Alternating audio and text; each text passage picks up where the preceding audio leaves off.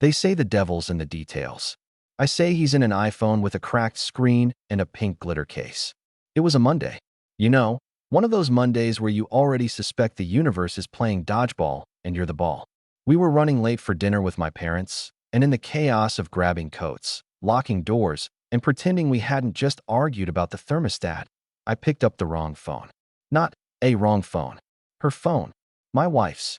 I didn't notice until we were halfway through appetizers, Caesar salad, her favorite. Mine too, but I didn't know we were sharing it with a third party. I only noticed because her phone buzzed in my coat pocket. I blinked, checked the screen, and paused. See, my lock screen is a photo of my dog trying to eat a peanut butter sandwich.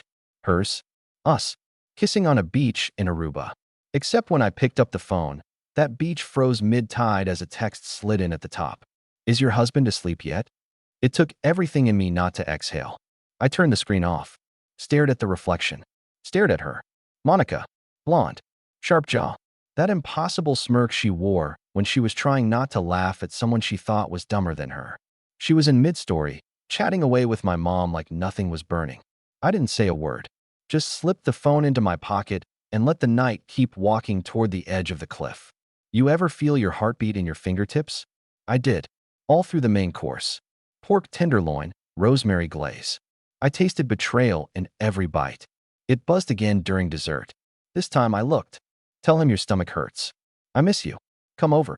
No name. Just a number. I committed it to memory with surgical precision. I wasn't just reading messages. I was triangulating the moment my marriage ended. And then, because I'm not a man who screams, not a man who throws things or curses or storms off, I did what felt right. I handed Monica the phone. Right there at the dinner table, in front of my parents, her parents, and God help me, even my niece who was stabbing her tiramisu like it owed her money. I said, calmly, like I was reading a bedtime story, "You got a message. Says, is your husband asleep yet? Want to read the rest out loud for the table?" The room fell into the kind of silence reserved for funerals and open-heart surgery. My mom gasped. Her dad choked on his wine. Monica's face turned 12 shades of caught. And me? I smiled. And that was only the beginning. Now, you'd think after a stunt like that, there'd be yelling, crying, wine glasses shattered in slow motion. But no, Monica just sat there, blinking like a deer who wandered into traffic and saw its own reflection in the hood ornament. She tried to play dumb. What are you talking about, babe? Babe. Amazing, isn't it? The word you once whispered under fairy lights during a honeymoon in Santorini becomes a cheap band-aid she slaps on a gunshot wound. My father was the one who broke the silence. Monica, he said, voice calm but slicing through the air like a samurai sword. Do we need to clear the room? She stammered. It's not what you think. Classic. I've seen better damage control in kindergarten art class. Then my mother, bless her 70-year-old heart, just sipped her wine and said, if it walks like a skank and texts like a skank, well. Monica's mouth dropped open. My niece dropped her spoon. It wasn't until we got home that Monica really turned it on. Crocodile tears. I didn't mean for it to happen. It was just texting. Oh, right. The gateway betrayal. Just texting. Like arson is just warming your hands too close to the fire. I said nothing. I just handed her a manila envelope. Inside, a printed log of every message exchanged between her and no name. She'd forgotten I handle IT security for a living. Monica was always 2 steps behind in that department.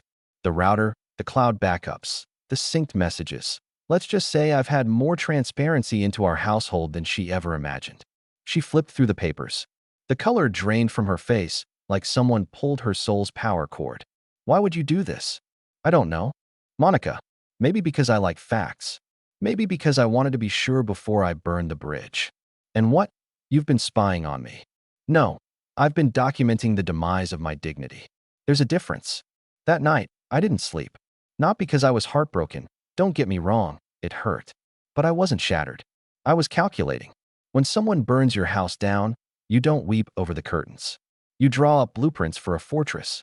She left the next morning for space. I gave her all the space she wanted, plus a few gigabytes of screenshots. But I wasn't done. I started playing dumb, pretending to forgive, acting like I needed time. Meanwhile, I was prepping the most unexpected counterstrike she'd ever see. Because while she was busy feeling clever about her secret rendezvous, I was building something bigger. And when it landed, it would be clean, cold, and cruel enough to make even her therapist say, damn. I started smiling more around the house, washing dishes, playing jazz in the background. Even gave Monica that little neck kiss she always said she missed. Oh, she lapped it up like a parched cat at a wine tasting. Maybe we can fix this, she whispered one night, forehead against mine. Fix? Monica, sweetheart, this isn't IKEA furniture. You don't get to bust it up with a sledgehammer and then cry over the instruction manual. But I said, maybe. And the best part? She bought it. Hook, line, and cheating sinker. Now, don't get me wrong. I wasn't looking to win her back. I was buying time. Think of it like poker. I already had the royal flush. I was just waiting for her to go all in. While she was busy planning date nights and pretending to detox from Mr. No Name, I was talking to lawyers. Quietly, calmly, preloading my ammo. I also visited our bank. And let me tell you, Monica's face when she learned her credit card suddenly got declined at a spa she'd secretly charged to my name? Art. Absolute art. Oh, I said innocently that night. You didn't tell me you were headed to the renewal loft? That place charges more per massage than our mortgage. She stuttered. It was a gift card. Must have been from your imaginary friend. And this is where the chess match began. She started snooping, checking my phone, asking weird questions, trying to read receipts. But that's the thing about people who cheat. They assume everyone else is operating on their level. Me? I was playing a different game entirely. I installed a new home office setup. Claimed it was for remote work. Truthfully, it was a second phone line, a VPN, and a spreadsheet labeled Operation Lemon Drop. The lemon? Her. The drop? You'll see. One night, Monica left her phone out again. Not by accident. A test. She wanted to see if I'd snoop. I didn't touch it. Not because I wasn't curious. Trust me, I was. But because the damage had already been done. She thought I was forgiving. She thought she'd gotten away with it. And that's the most dangerous time to be someone like her. When the husband stops yelling and starts smiling. Let me tell you something about cheaters. They're not good at lying. Not really. Not in the long game.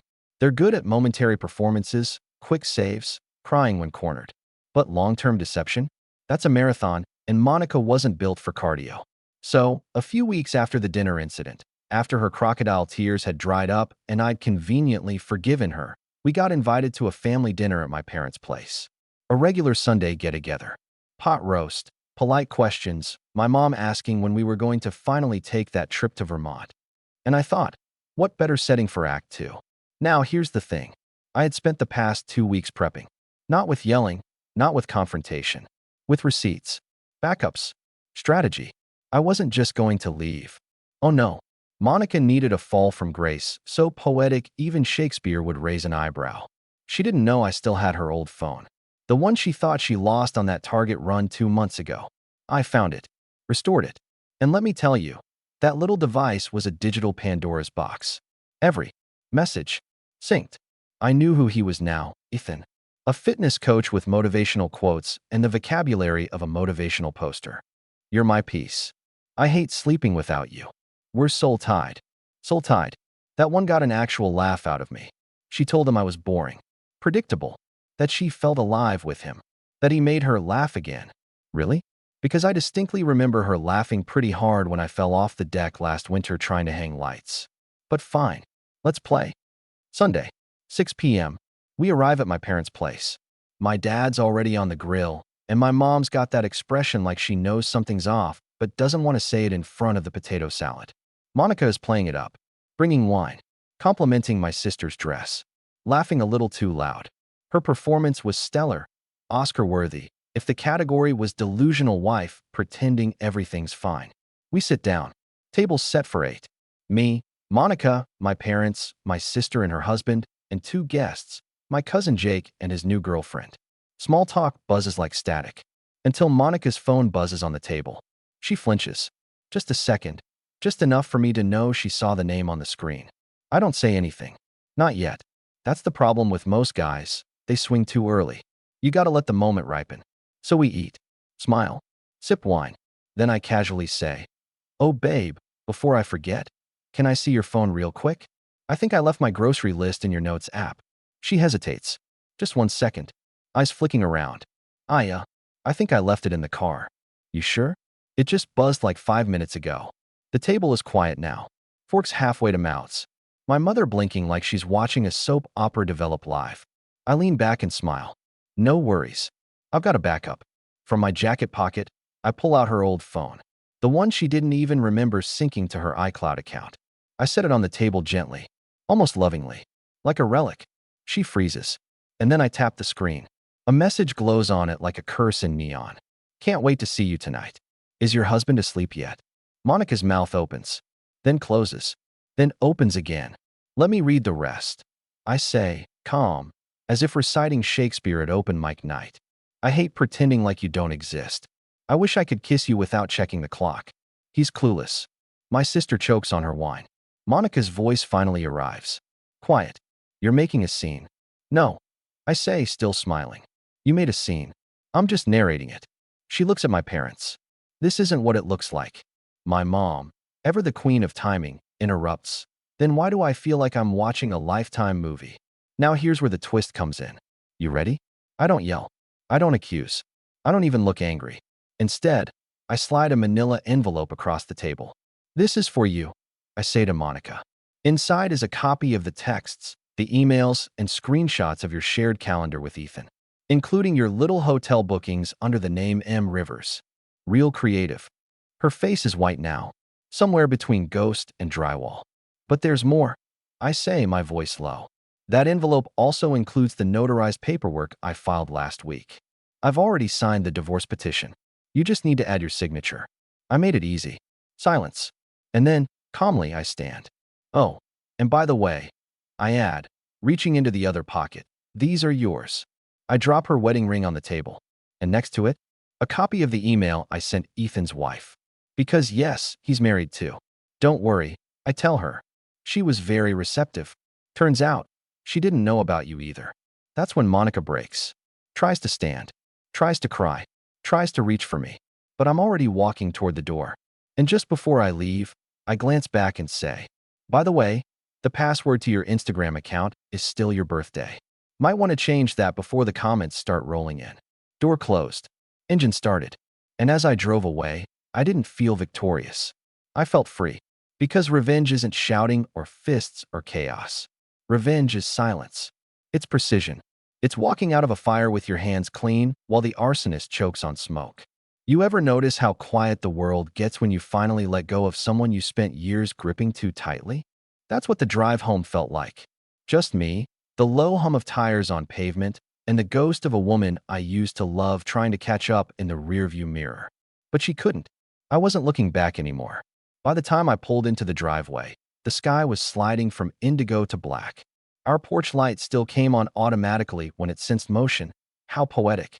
A house programmed to welcome you home, even when the people inside don't. I stepped inside, and for the first time in weeks, the silence wasn't heavy. It was comforting. Like the house knew it didn't have to pretend anymore either. Monica hadn't come back. Not yet. Maybe not ever. She'd fled that dinner table like a villain, caught monologuing too long. I walked to the fridge, opened a beer, and sat on the couch I'd paid for. That I'd assembled. That I'd once fallen asleep on after an anniversary dinner she forgot about. I didn't turn the TV on. I just sat in the stillness, sipping, thinking, so this is peace. Huh, bit quieter than I imagined. Then my phone buzzed. Unknown number. I knew who it was before I even swiped. How could you do that in front of everyone? I didn't answer. Didn't need to. She followed up 10 seconds later. You humiliated me. There it was. Not, I'm sorry. Not, I messed up. Just, you embarrassed me. That right there was Monica in a nutshell. More offended by exposure than by the act of betrayal itself. Like the worst thing I did was flip on the lights while she was holding the knife. She kept texting. You made me look like the bad guy. Do you know what people are saying? I can't believe you'd tell his wife.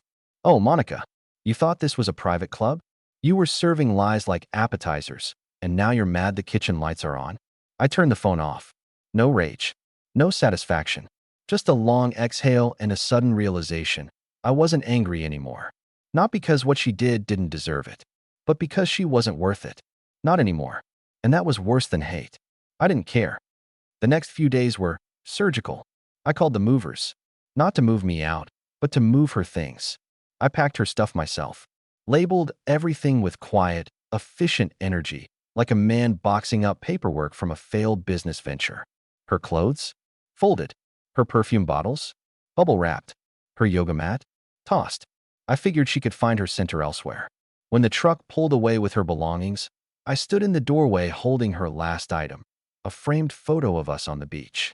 Aruba, 2017. She had sand on her knees, and I had a sunburn I'd lied about to keep smiling in the photo. I set it on the porch, face down. A week passed. I started sleeping better. Ate meals without forcing conversation. Didn't have to watch someone pretend they weren't checking their phone under the table. Then came the voicemail. "I didn't mean to fall for him," she said. "It just happened. I was lonely, and you were always so distant." That's the part that made me laugh. Distant? I was 5 feet away from her every night while she was texting someone whose vocabulary peaked at "damn, girl." Then she said the kicker, "But I still love you." You know what that is? That's not love. That's convenience wrapped in nostalgia. That's someone missing the version of you they could take for granted. So I did what any man in his right mind would do. I sent her a message. "Monica, I understand. Truly, you needed more. And now you have it. So I'm giving you everything you asked for, including the freedom to explain it to everyone who's now seen the screenshots. Enjoy your new chapter." Now you might be wondering, was that it? Did I just move on? Not quite. There was one last piece. Ethan. I hadn't said a word to him. Not yet. I wanted to wait until his ego cooled off from whatever fantasy Monica sold him. I waited 2 weeks. Watched as his social media turned quiet. Watched as Monica stopped tagging him in motivational sunrise selfies. And then I mailed him something. No return address. No note. Just a USB drive. On it. Everything. Every message. Every lie she told me and him. Screenshots from years before he even came into the picture. The receipts of other guys before him. Ethan wasn't the first, just the one dumb enough to believe he'd be the last. And one final file, a video. From our Aruba trip. Monica holding my hand, smiling at the camera, saying, "This is the happiest I've ever been." Because nothing says welcome to reality like knowing your soulmate rehearsed the same line with someone else. A few days later, Ethan deleted his account. Monica's went private. I don't know what happened between them after that. And I don't care. Because while they were trying to sweep up the shards of the mess they made, I was learning how to be alone without being lonely. I started hiking again. Picked up my old guitar. Reconnected with people I hadn't seen in years. Turns out, when you stop being someone's emotional punching bag, you've got a lot of energy left over. So no, I didn't scream. I didn't chase. I didn't destroy her life. She did that all by herself. All I did was print the truth in color and hand it out like party favors. Because in the end, the best revenge isn't ruining their life. It's watching them try to fix it without you. You'd be surprised how many people come crawling back after you give them nothing but the truth. About 2 weeks after Ethan vanished from social media like a magician in a fog machine, Monica reappeared. She didn't call. She showed up. Pulled into the driveway in her old Lexus like it still belonged there. Like she wasn't the lead actress in a psychological drama she wrote and directed herself. I watched from the living room window as she sat there with the engine idling, like she was rehearsing lines in her head. I didn't go out. Let her come to the door. Let her feel the awkwardness of knocking on a home she helped poison. 3 soft knocks. Then a pause. Then a fourth, like she wasn't sure if she was welcome anymore. Spoiler, she wasn't. I opened the door just enough to be polite. She stood there in a trench coat and jeans, holding a box of old takeout containers and some mail that had been forwarded to her parents' place. Her hair was tied up. No makeup. Her version of, "I'm trying to look like someone you used to love." "Hey," she said quietly. "Hey," I echoed deadpan. Silence. She handed me the box. I didn't take it. So, I just wanted to drop these off. Drop them. Then go. Her lips tightened. "I deserve that." "No, Monica. You deserve more than that. But I'm rationing my energy these days." She looked away, eyes scanning the porch like it might offer her an excuse to stay. "Ethan's gone," she finally said. I didn't flinch. Of course he is. He couldn't handle it. Of course he couldn't. She blinked, probably expecting more. Comfort? Pity? A porch-side therapy session about closure? I gave her none. Then she pulled the real card. "I never stopped loving you." There it was. Not an apology. Not an admission. Just a soft little string of words meant to hypnotize, to tug at some dormant loyalty. I shook my head. "Monica, Love doesn't cheat. Love doesn't lie. Love doesn't send texts about folding socks while its husband is fixing the water heater downstairs. She flinched. Good. It meant she remembered. I miss who we were, she whispered. So do I said. But I've accepted the funeral already. I'm not exhuming the body. She swallowed hard. Tried to steady her voice. I'm getting help, you know. I've been talking to someone. That's great, I said flatly. Now talk to them about why you're here. That was the moment her eyes shifted, not sad, not soft, but calculating. She wasn't here for love. She was here for leverage. I leaned against the doorframe, arms folded. So what do you want, Monica? Money? A second chance? A post-trauma settlement agreement where we play nice and pretend our vows were just misplaced paperwork. She had the decency to look embarrassed. Sort of. I want to talk about the house, she said. There it was. Not us. Not you. The house. Funny how people who say they never cared about material things only start missing the relationship when they realize they don't get the furniture. I let out a soft chuckle. Oh, Monica, you really think I'd let you sink the ship and then paddle away with the helm? I helped pay for it. No, you didn't. I cut in. Your name's not on the deed. You contributed groceries and gas. I paid the mortgage. And when you were at yoga retreats texting Ethan from the sauna, I was here, fixing the leaky sink and doing the taxes. Her face turned a shade redder. You can fight me on it, I added calmly, but I have 3 years' worth of financials, attorney letters, and a timeline so airtight it could float. You'll lose. Expensively. Silence. She set the box down on the porch step. I didn't come here for a fight. No, you came here because no one else wanted to keep you. That one hit. Her jaw tensed. She blinked fast, probably trying to keep the tears from rolling. A tactic that used to work on me. I didn't budge. You made your choice, I said. Now you get to live in the house that comes with it. Her voice cracked. You're being cruel. No, Monica. Cruel would have been posting your text logs on Facebook. Cruel would have been showing your mother the video messages. Cruel is public. This is privacy. Dignity. The quiet mercy of not completely dismantling the character you pretend to be. She didn't reply, didn't move, just stood there, trembling slightly under the weight of her own unraveling. Then, finally, she turned, walked back down the steps, got in the car. Engine turned over. She paused once before reversing, looked up at the house, at me, but the door was already closing, and I didn't watch her drive away. Later that night, I opened the box she left on the porch. Inside, a few old receipts, a broken mug, 2 unpaid toll tickets under my name, and a birthday card from last year I never received. It was addressed in her handwriting. Inside, to the man who always shows up. I don't deserve you. She was right. And now, she doesn't have me. I slept well that night. No texts, no tension, no pretending. And for the first time in years, I woke up not wondering who she was talking to, or what little dig she'd throw across the breakfast table. Just peace. And plans. Because if Monica thought this was the end of the story, she had no idea what I still had in motion. The final curtain hadn't dropped. It was only just beginning to rise. After Monica's porch performance, you'd think that'd be the last act. It wasn't. She didn't disappear. She lingered like smoke after a fire, popping up in group chats with mutual friends, trying to rewrite the narrative. We grew apart. He shut down emotionally. It wasn't an affair, it was a connection. Ah, yes.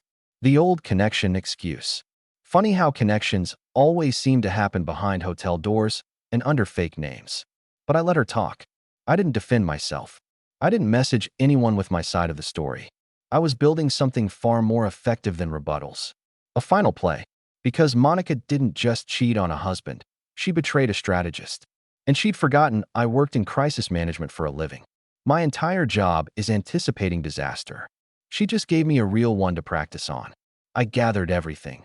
The records, the messages, the financial inconsistencies, the emails from the guy before Ethan. Oh yes, turns out he wasn't even first. Just the most naive. I met with my lawyer one last time. Told him I was ready to file. And the house? He asked. Keep it, I said. But I want to pick who gets it. And I already knew who. 3 weeks later, there was a for sale sign on the front lawn. Monica found out through a mutual friend who texted her. Hey, didn't you two used to live there? She showed up, again, trying to act confused. You're selling the house? No, I said. I'm relocating it. Just without you. She stood in the living room like a ghost caught trespassing. But this was ours. No, Monica. This was mine. You just stopped by between secrets. She looked at the kitchen island, the couch, the hallway mirror. You really did it, she whispered. I nodded. And here's the part you'll love. I already found a buyer. She blinked. Who? I'm giving it to a family friend. Single mother. Lost everything in a divorce. Needed a break. Monica stiffened. You're giving her the house? Yep. She deserves it more than you did. Don't worry. I'm moving into the condo downtown. Closer to work. And further from bad memories. Her mouth opened. Closed. I walked her to the door. Don't forget your mug, I said, holding out the broken one she left in the box. She left without a word.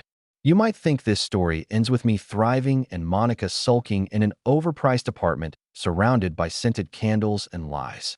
You'd be half right. See, Monica wasn't just reckless with love, she was reckless with everything. Turns out, she'd borrowed against one of our joint investment accounts. Took out a line of credit to help Ethan start a fitness brand. Logo, supplements, website. I found the receipts. Guess what Ethan did? Vanished. Took the money. Deleted the domain. Moved 3 states away and blocked her on everything but Pinterest. So there Monica was. Broke. Humiliated. Ghosted by the soulmate who called her his piece. She tried to contact me again. Said she wanted to close the loop. I didn't answer. Some stories don't need epilogues. I heard through a friend she was working at a boutique spa downtown, selling face masks and dreaming of do-overs. A few weeks later, she filed for bankruptcy. Me? I threw a housewarming party at the condo. Invited everyone. Grilled steaks. Played music. Laughed like a man who didn't just dodge a bullet. He dismantled the gun. Now here's the part you didn't see coming. You think the revenge was the exposure. The public reading. The house giveaway. The financial unraveling. It wasn't. The real revenge was something quieter. See, before I filed for divorce, I went through the storage unit Monica never visited. Found a shoebox labeled Old Journals. And in one of those journals, buried between manifestos about dream weddings and self-love quotes, I found a single line that stopped me cold. If I ever lost everything, I know he'd still take care of me. He's too good to walk away. That was it. The bet. She was counting on me to stay good. So I stopped. I became fair. Coldly, surgically fair. I followed the law. The contracts. The paperwork. I gave her nothing she didn't earn and everything she feared most. A version of me that didn't need her anymore. That was the twist. She didn't lose me when she cheated. She lost me when she assumed I'd stay anyway.